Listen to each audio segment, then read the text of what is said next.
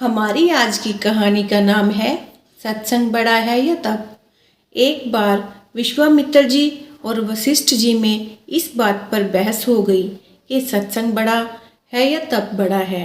विश्वामित्र जी ने कठोर तपस्या करके रिद्धि सिद्धियों को प्राप्त किया था, इसलिए वो तप को बड़ा बता रहे थे, जबकि वशिष्ठ जी सत्संग को बड़ा बताते थे। वो इस बात का फैसला करवाने के लिए ब्रह्मा जी के पास पहुँचे। उनकी बात सुनकर ब्रह्मा जी ने कहा, मैं सृष्टि की रचना करने में व्यस्त हूँ, आप विष्णु जी के पास जाइए, विष्णु जी आपका फैसला अवश्य कर देंगे। अब दोनों विष्णु जी के पास पहुँचे। विष्णु जी ने सोचा, यदि मैं सत्संग को बड़ा बताता हूँ तो विश्वामित्र जी नाराज होंगे, और यदि मैं तप को बड़ा बताता हूँ तो वशिष्ठ जी के साथ अन्याय होगा। इसलिए उन्होंने भी ये कहकर उन्हें टाल दिया कि मैं सृष्टि का पालन करने में व्यस्त हूँ, आप शंकर जी के पास चले जाइए। अब दोनों शंकर जी के पास पहुँचे।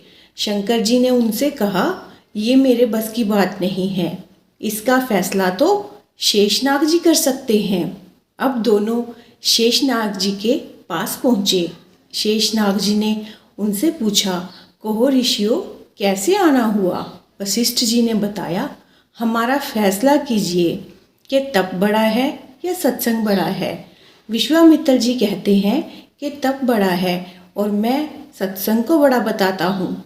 शेषनाग जी ने कहा, मैं अपने सिर पर पृथ्वी का भार उठाए हुए हूँ, यदि आप में से कोई भी थोड़ी देर के लिए पृथ्वी के भार को उठा ले तो मैं आपका फैसला कर दूंगा। तप में अहंकार होता है और विश्वामित्र जी तपस्वी थे। उन्होंने तुरंत अहंकार में भरकर शेषनाग जी से कहा, पृथ्वी को आप मुझे दीजिए। विश्वामित्र ने पृथ्वी अपने सिर पर ले ली। अब पृथ्वी नीचे की ओर चलने लगी। शेषनाग जी बोले, विश्वामित्र जी रोको, पृथ्वी रसातल को जा रही है। विश्वामित्र जी ने कहा, मैं अपना सारा तप देता हूँ, पृथ्वी रुक जा। परंतु पृथ्वी नहीं रुकी। ये देखकर वशिष्ठ जी ने कहा, मैं आधी घड़ी का सत्संग देता हूँ, पृथ्वी माता रुक जाओ। पृथ्वी वहीं रुक गई।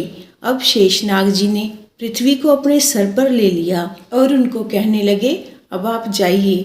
विश्वामित्र जी कहने लगे, लेकिन हमारी बात का फैसला तो हुआ नहीं। शेषनाग जी बोले, विश्वामित्र जी फैसला तो हो चुका है, आपके पूरे जीवन का तप देने से भी पृथ्वी नहीं रुकी और वशिष्ठ जी के आधी घड़ी के सत्संग से ही पृथ्वी अपनी जगह पर रुक गई। फैसला तो हो गया कि तप से सत्संग ही बड़ा होता है, इसलिए हमें नियमित रूप से सत्संग सुनना चाहिए। कभी भी या जब भी आसपास कहीं सत्संग हो, उसे सुनना और उस पर अमल करना चाहिए। तो ये थी हमारी आज की कहानी। उम्मीद है आप सबको अच्छी लगी होगी। तो कहानी अगर अच्छी लगी हो, वीडियो को लाइक, शेयर और चैनल को सब्सक्राइब करना ना भूलिएगा।